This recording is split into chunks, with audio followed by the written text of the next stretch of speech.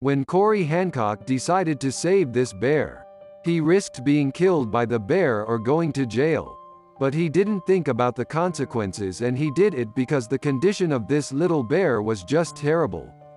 When I picked up the cub and ran, it was terribly risky. Corey wrote on his Facebook page, "I was essentially risking my life to help the cub." Corey saw the bear cub die alone on the path. A bear cub while he was skiing in the mountains in Oregon. He was lying on his back a stone's throw from the trail, recalls Corey. He seemed to be dead, his lips were blue, his eyes open but misty. The rain was falling on his stomach, but I could see light breathing. Photographer Corey, 41, believed there was a mama bear roaming nearby. A mama bear wandering nearby, so he watched from behind a tree, to see if the cub was alive or gone. Minutes went by and the rain poured down on his body.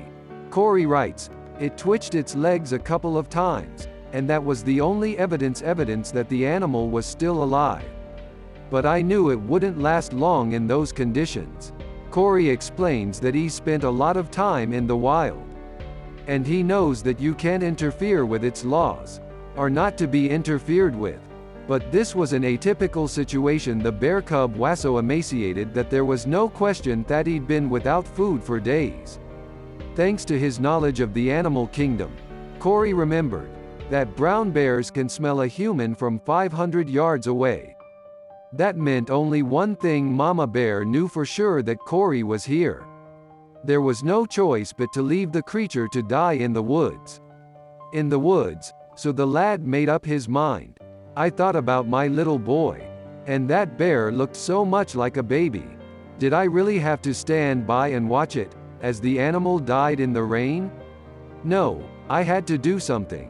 He decided to do something. Rushing to the baby, he wrapped his jacket around him and ran as fast as he could to the car. And ran as fast as he could to the car, which was a mile away. A mile away from the place. All the time he felt his mother's approach, and he ran even faster. He ran even faster. He even gave him artificial respiration and immediately drove off from the mountains.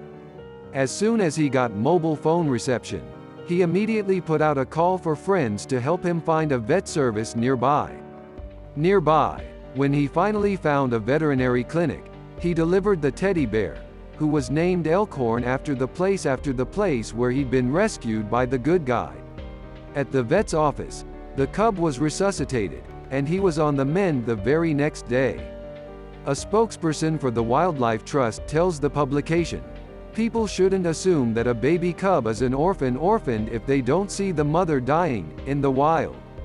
In the wild, it's sometimes common for cubs to be left alone." Corey could have been fined $6,000 or even imprisoned for removing a wild animal from its habitat. But state authorities went easy on him because of the surrounding circumstances.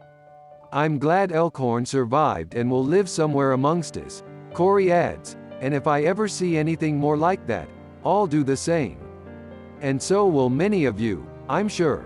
Dear friends, if you liked the video, please give it a like and also subscribe to the channel, where you will find many more interesting things.